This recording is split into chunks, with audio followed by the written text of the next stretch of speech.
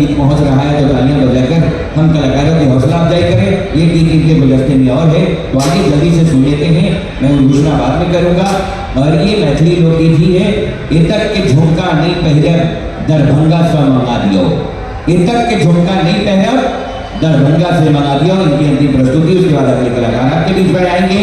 और कल का कार्यक्रम सांध्यकालीन कार्यक्रम में सुमेधा करमाही बॉलीवुड सिंगर आएंगी। तो आप दर्शक बंधुओं से ये सूचना मैं पहुंचा रहा हूँ।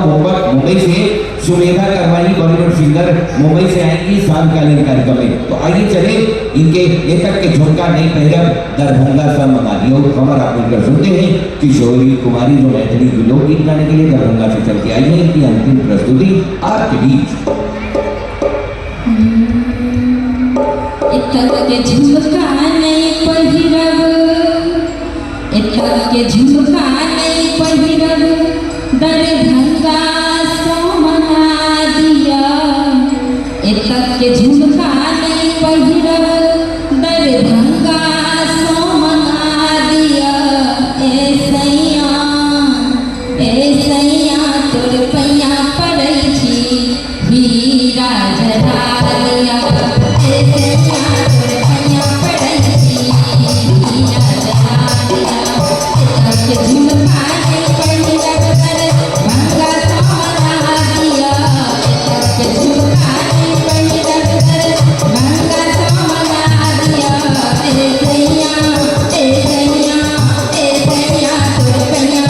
छी हीरा जरा दिया। ए सैया तोर पैया पड़ै छी हीरा जरा दिया।